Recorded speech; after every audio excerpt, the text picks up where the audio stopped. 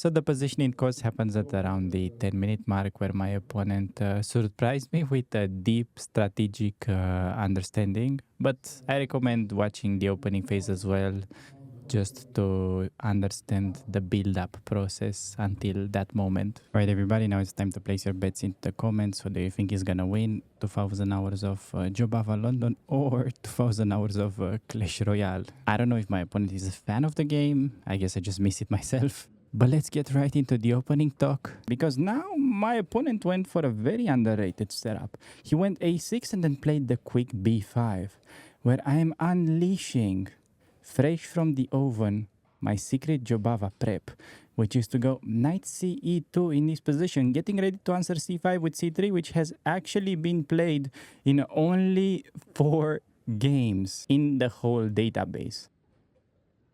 This is insane on move 6. It's impossible in nowadays opening meta to come up with something so rare yet so good in the same time. So c5, c3, we do have knight c6 from my opponent, where, yeah, I simply play knight f3. I'm not afraid of the move knight h5. Spoiler alert, that will be featured in the last game of the tournament. Now, my opponent actually surprised me with this h6 move, preparing to meet a move like knight to g3 with the pawn to g5. So my next move is very logical. I'm playing h4, both securing the bishop and also, besides all the prophylaxis, I might be preparing attacking ideas later on in case black goes for short castle.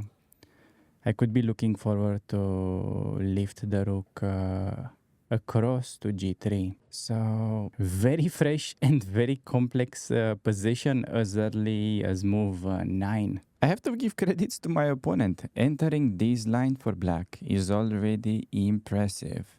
If you know this line against Jobava London, it means you're booked to the teeth against any sideline, which is truly impressive for a 12-year-old. Because 12-year-olds are normally known for playing fast, calculating well, but not so much for having a well-established opening repertoire. So my opponent goes for bishop to d6. Bishop to d6. And now I immediately go for knight to g3. I am inviting my opponent to go bishop trade on f4. Entering what I like to call a D-boa snake structure. Simply because the game is going to get more positional, and it's going to be a matter of constricting your opponent.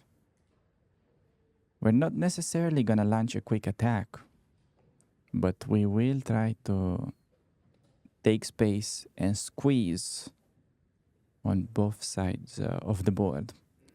And this is where I would expect a less experienced player, like I thought my opponent is, to go bishop takes on f4. Because, you know, you're just doubling up the pawns. Maybe the pawns can get vulnerable in the future. But no, this kid fully understands that trading on f4 would improve white's control over the e5 square. After spending a bit of time, he played a pretty clever move. Bishop b7, of course. So best move is castle, but I came up with an interesting alternative, I would say. Knight e5. Evalbar, not so much in love with my play, but this is connected with a hidden positional idea. At first glance, my move looks pretty silly because of exactly what my opponent played. But there are more layers to this onion, because after the simple developing and pressure move that my opponent is about to make, the pawn structure will change dramatically. So queen to c7, very natural, very strong, pressuring the e5 knight. I gotta go in with a trade. Now, okay, just played knight e5 in order to waste another tempo and trade the knight. How does that make any sense? Well, the point of jumping with the knight in the center initially was that we're opening path for the f pawn. My opponent was thinking for a little bit, calculating bishop takes on f4, but I would have simply recaptured, and we already figured out that structure. It's good for us. So he goes bishop takes on c6. Pressure on the diagonal, so I go bishop takes on d6. Queen takes on d6, and if black gets to play e5, you're just slightly worse, or at least never winning this game. So my whole concept was to go for this reversed stonewall. f4. Notice how white kept the light square bishop, and all the pawns are placed on the opposite color of the bishop, making it very active, creating pretty nice synergy. While enemy bishop is in the risk of staying unemployed for the rest of the game. Now, one thing I was calculating during the game is whether my opponent can try to jump on the weak square by playing knight e4. Well, I was considering something like bishop takes and then dc5, eyeballing the move queen d4 next, which I felt like it's pretty much forcing an endgame where I'm gonna have good knight against enemy bad bishop. I feel like maybe it should be balanced, but practically it's possible to outplay my opponent. So he decides to go for c4, bishop to c2, and then the next move kind of caught me off guard. This showed great strategic understanding. h5, limiting my moves, stabbing the weak square on g4. This is an important strategic procedure that I also prepared for my upcoming book on the fundamentals. h5, stabbing the square, controlling it with a pawn move, and white can no longer fight for it with a pawn move. So I go queen f3. Queen to f3, the natural square for the queen. Simply, well, keeping an eye on the king side while also preparing the e4 push. And still not an easy situation for my opponent to be in. At this point, I'm not entirely sure how to follow up, but I have either shot castle and d4 on the radar, which should bring some play. g6, prophylactic. I mean, I was not necessarily threatening to break with f5, as I felt like my opponent could sidestep. But f5, yeah, at least I guess you wanna take it into consideration. Plus, after g6 protects the pawn, maybe you can start moving the knight without having to babysit. So I'm kind of happy with the way the opening went. We got into a familiar structure for me, and I have a massive time advantage on the clock. But on the other hand, I feel like my opponent is playing well. e4. Gotta act quick. I felt like there is no time to waste without breaking in the center. Otherwise, it felt like my opponent could have started attacking on the queen side with b4. So, big threat of playing e5, and this is also a typical little strategic combo that I go about it in my book for beginners. We're talking about central cadron. Whenever your opponent gets two pawns next to each other like that, usually 95% of the cases it's best move to just go de and destroy the two connected pawns in the center whenever it happens. So opponent does go for it.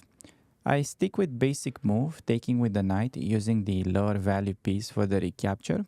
And at this point, this is such an interesting decision. Because in my opinion, 90% of the kids, even at this ELO, 2000 ELO, would go for the basic rule that I've just mentioned.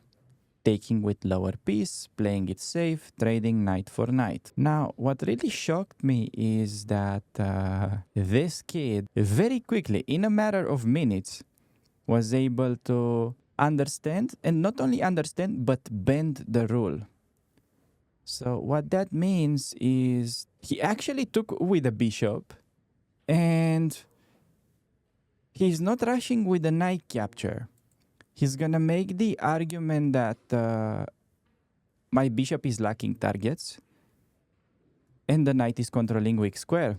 So he played rook to c8, pinpointing not only to the weak square, but also preparing future knight d5. Now I castle quickly, I try to play confidently, even though I am fully aware that this kid is making a genius strategic play. This knight on f6, just understanding that a knight, thanks to the fact that he's controlling the square that was just stabbed earlier, the knight can always jump there. Plus, the knight can in the future put himself on d5, will be at least as good as the bishop. So, to understand all these things as a 12-year-old is actually insane. I'm telling you, kids are usually famous for their ability of calculation and spotting tricks, but understanding the strategic nuances in a complex new position, that really impressed me. And as you can see, the eval bar is kind of going downhill for white. Black is actually better. During the game, I felt like I'm probably slightly worse, but I want to go bishop b1, rook e5, rook g5.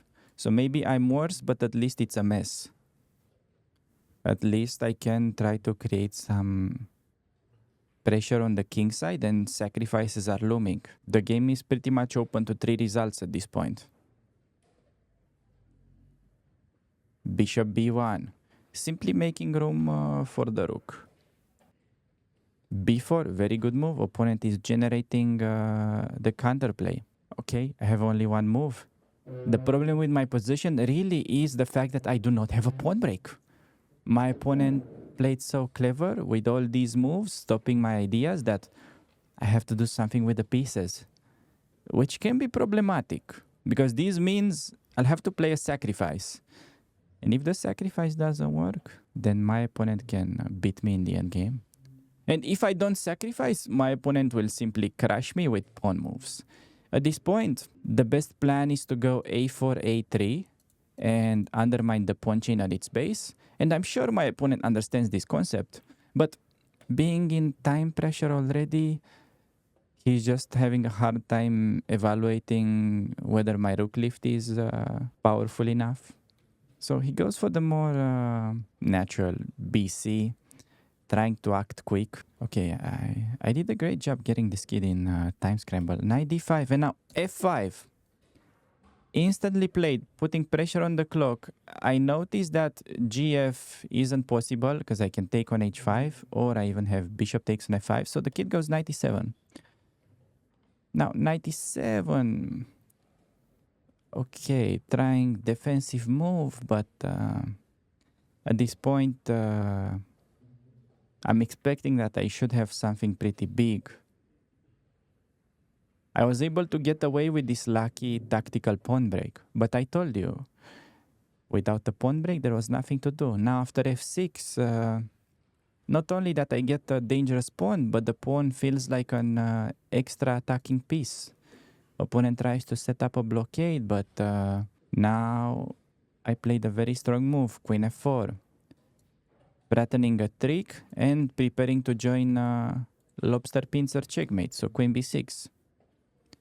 Queen b6, he made a good move, spotting my trick quickly, but now I'm just trying to pinpoint the last details. Bishop takes, pawn takes, queen h6 isn't checkmate yet because the queen will take. So I just need to look for a way to make this move possible.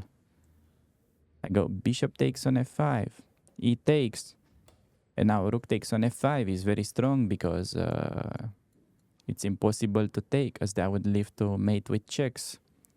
Opponent tries queen b8, but I mean, it was already completely lost. There was no defense to stop white's attack, so queen h6, last move with mate on the next move, but pretty lucky escape for me out of a strategically dangerous position.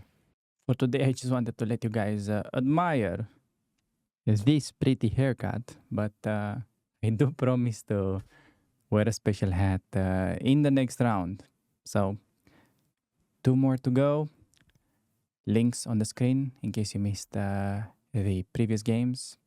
And I'll catch you guys in the next one.